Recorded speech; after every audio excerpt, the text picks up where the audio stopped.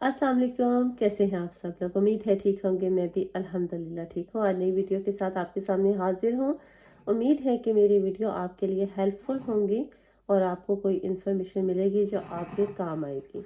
चलें जी, तो वीडियो को स्टार्ट करते हैं। आज की मेरी वीडियो है विज़िट वीज़ा के बारे में। पाकिस्तान से अगर कोई भी विज़िट वीज़ा अप्लाई करना चाहता है तो उसके लिए ये वीडियो इन्फॉर्मेटिव होगी।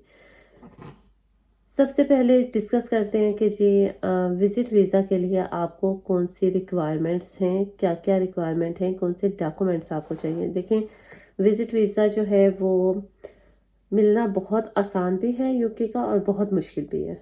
मुश्किल उन हालात में होता है कि अगर आपके पास स्ट्रॉन्ग अपनी टाइज़ नहीं हैं अपनी कंट्रीज़ के साथ, कि आप ये शो कर सकें कि आप वापस अपनी कंट्री क्यों आएँगे, क्या ऐसी चीज़ें हैं जिनकी वजह से आप वापस लाज़मी आएँगे। अगर ये आप शो नहीं कर पाते हैं और आप यंग एज में हैं, तो यानी वर्किंग एज आपकी लिमिट है, फिर थोड़ा मुश्किल हो जाता है वीज़ा लगना। बल्कि मैंने बहुत सारे केसेस ऐसे देखे हैं जो रिजेक्ट ही होते हैं। लेकिन अगर आपके पास जो है वो स्ट्रॉन्ग टाइज़ हैं और आपने डॉक्यूमेंटेशन कंप्लीट लगाई है, तो आपका वीज़ा जो है वो रिजेक्ट नहीं होता है। अब सबसे पहले आते हैं जी वन बाय वन कौन से डॉक्यूमेंट्स आप लोगों को चाहिए। देखिए, सबसे पहले स्टेटमेंट की तरफ आते हैं, क्योंकि आपने जाना है विज़िट वीज़े पर, आपने ये शो करना है कि मैं विज़िट करने जा रहा हूँ, तो विज़िट करने के लिए वहाँ जिन जिन चीज़ों की ज़रूरत है, यानी पैसे खर्चने हैं, रहने के, खाने के, पीने के, घूमने फिरने के, वो आपके पास मौजूद हैं। तो ये सारी चीज़ें शो करती हैं आपकी स्टेटमेंट। स्टेटमेंट तो हम देखिए कहीं से भी पैसे पकड़ के रख लें, यही सबसे बड़ी मिस्टेक होती है जिसकी वजह से वीज़ा रिजेक्ट होता है, कि पैसे होते हैं हमारी स्टेटमेंट में, ठीक है, लेकिन वो कहाँ से आए हैं और उसका आपने टैक्स दिया है या नहीं दिया। अगर आप टैक्स पे नहीं है, तब ये पैसा कहाँ से आया। आप एकदम से बैंक स्टेटमेंट में उठा के पैसे रख लेते हैं और बस वो पड़े होते हैं, और फिर आप स्टेटमेंट निकाल के तो वीज़ा अप्लाई करने के लिए चले जाते हैं, तो ये उनके लिए एक शुबे की बात होती है कि शायद ये पैसा इन्होंने कहीं से लेके रख लिया है और ये वीज़ा मांग रहे हैं, ये जेन्युइन विजिटर नहीं है।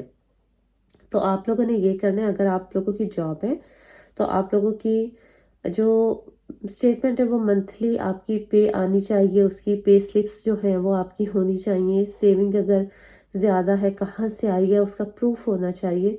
फॉर एग्ज़ाम्पल, अगर आप मतलब पे स्लिप पे नहीं है, आप जॉब नहीं करते लेकिन आपके पास पैसा है, जैसे फॉर एग्ज़ाम्पल लैंडलॉर्ड्स ले लें, ज़िम्मेदार लोग जो होते हैं, ठीक है, और सेल्फ एम्प्लॉयड होते हैं, तो उन लोगों को ले लें आप। फॉर एग्ज़ाम्पल, एक ज़िम्मेदार फैमिली है, वो बाहर जाना चाहती है।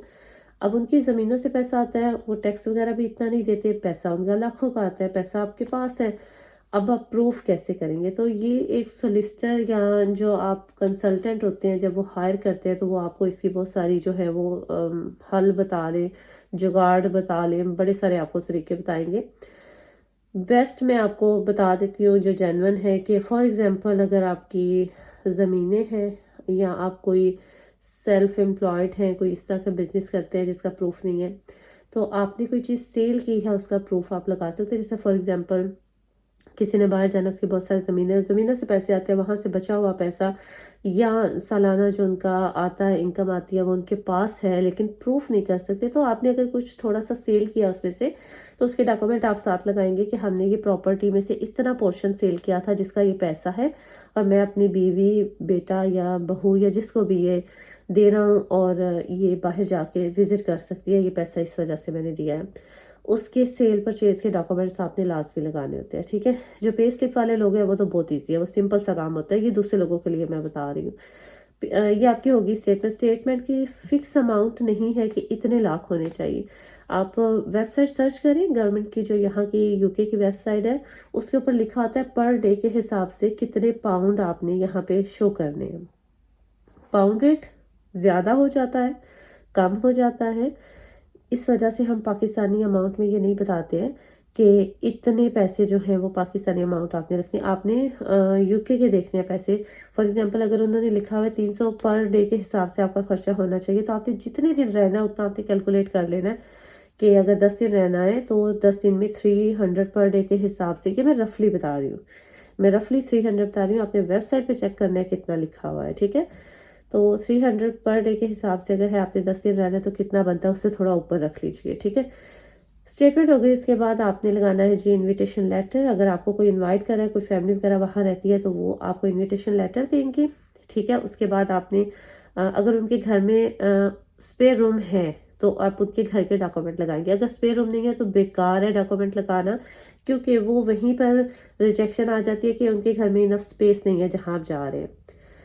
ये क्योंकि हमारे फैमिली में भी एक मेंबर के साथ हुआ है। तो ये मत समझे कि अगर फ़लाँ रिश्तेदार रह रहा है, फ़लाँ रह रहा है, वो हमें अपने घर के डॉक्यूमेंट देगा, नहीं। उससे ज़्यादा बेहतर ये है कि आप रिज़र्व करा लें अपने लिए कोई होटल रूम या कोई अपार्टमेंट, कोई इस तरह की चीज़, और उसके आप ना प्रूफ लगाएं कि ये हमने अपने लिए रिज़र्व करवाया और हम यहाँ जाकर स्टे करेंगे। बाद में बेशक आप अपने फैमिली मेम्बर्स के साथ जाकर रह लें, लेकिन पहले उनको प्रॉपर प्रूफ चाहिए होते हैं। अच्छा जी, ये हो गया। फिर आपने कहीं घूमने फिरने जाना है, जो आपने कवर लेटर बनाना है, उस पर आपने अपना पूरा ट्रिप प्लान करके लिखना है कि मैं यूके जाना चाहता हूँ, क्यों जाना चाहता हूँ, मैं कहाँ कहाँ घूमूंगा फिरूंगा। और उतने फंड भी होने चाहिए। ये नहीं कि पर डे 300 के हिसाब से, 300 पाउंड के हिसाब से आपने स्टेटमेंट चला लिया और टूर आपने बना दिया कोई 7-8 हज़ार पाउंड का। हर चीज़ की कैलकुलेशन करके आपने कवर लेटर बनाना है। इनविटेशन लेटर आपका स्ट्रॉन्ग होना चाहिए, ठीक है। फैमिली अगर आपकी रहती है, आपने बताना है मैंने उन्हें भी मिलने जाना है, लेकिन अगर उनके घर में स्पेयर रूम है तो उनके आप डॉक्यूमेंट अगर वो देते हैं तो लगाएंगे कि हाँ जी हम फलां फैमिली की तरफ जाकर रहेंगे।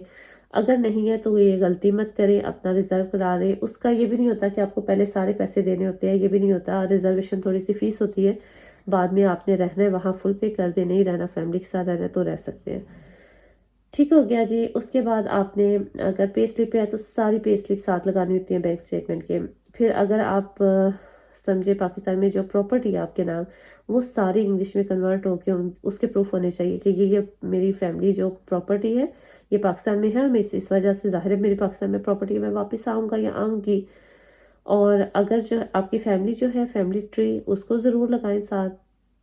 कोई भी चीज़, कोई भी आपके नाम है, आपके बैंक स्टेटमेंट के साथ साथ आपका घर है, जायदाद है, कोई बाइक है, गाड़ी है, कुछ भी, हर चीज़ के डॉक्यूमेंट साथ लगा दें कि ये मेरी चीज़ें हैं और मैं इस वजह से वापस, ये चीज़ें शो करती हैं कि आप वापस आएंगे, ठीक है। तो ये मेन चीज़ें, मेन रिक्वायरमेंट्स होती हैं जो आपने शो करनी होती हैं। बाकी अगर आप उनको सेटिस्फाई कर सकते, क्योंकि आप खुद वहाँ मौजूद नहीं होते हैं कि आप उन्हें बताएं भी मैं जेन्युइन विजिटर हूँ और मैं वापस आऊँगा और फलां फलां।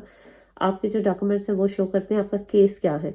जितना केस स्ट्रॉन्ग बना के आप भेजेंगे, जितना हर चीज़ आपकी जेन्युइन होगी, ठीक है, और स्टेप बाय स्टेप सारे डॉक्यूमेंट्स पूरे होंगे, उतना आपका वीज़ा लगने के चांसेस जो हैं वो ज़्यादा होंगे। और जितना आप बीच में मिसिंग कर देंगे चीज़ें, स्पेशली कि आपका पैसा कहाँ से आया आपके स्टेटमेंट का, और आप वहाँ पे जाके अपना अफोर्ड कर सकते हैं, और सेकेंडली कि आप वापस क्यों आएंगे, क्योंकि आपकी टाइज़ है, क्या टाइज़ हैं उन सब के प्रूफ लगाने हैं। तो ये चीज़ें अगर आपके पास हैं और स्ट्रॉन्गली आप इनको एक फ़ाइल बना के और अच्छे तरीके से अपना केस रिप्रेजेंट करते हैं, तो आपका वीज़ा रिजेक्ट नहीं होता है। ज़्यादा वीज़ा रिजेक्ट होने के चांसेस यंग एज के लोगों के होते हैं, जो वर्किंग एज होती है, क्योंकि उन्हें ख़तरा होता है कि वापस जाएंगे और वापस नहीं आएंगे। जो ओल्ड एज वाले होते हैं उनके कम रिजेक्ट होते हैं। तो ये थी जी आज की वीडियो। होपफुली आप लोगों को अच्छी लगी होगी और आपके काम की भी होगी। अगर किसी को कोई क्वेश्चन पूछना हो तो वो मुझे कमेंट बॉक्स में कर सकता है, मैं आप लोगों के आंसर करने की पूरी कोशिश करूँगी।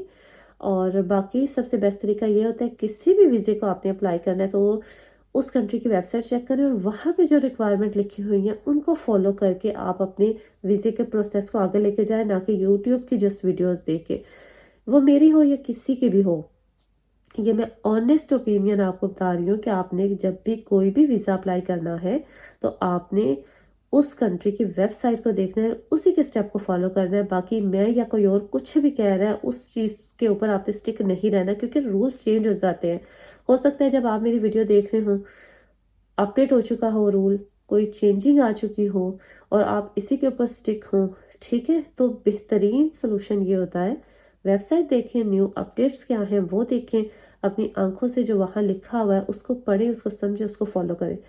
और होपफुली जो जो विज़िट करना चाहते हैं यूके को या किसी भी कंट्री को, उनके लिए बेस्ट ऑफ लक। और आप जाएं, इंजॉय करें, खूब मज़े करें और बैक टू नॉर्मल जिसकी जो एक्टिविटीज़ हैं उनमें लाइफ में वापस आए, पॉजिटिव रहें, पॉजिटिव एटीट्यूड के साथ चलें और अल्लाह सबके लिए अच्छा करे। अपना बहुत सारा ख्याल रखिएगा, दुआ में याद रखिएगा। टेक केयर, अल्लाह हाफिज़।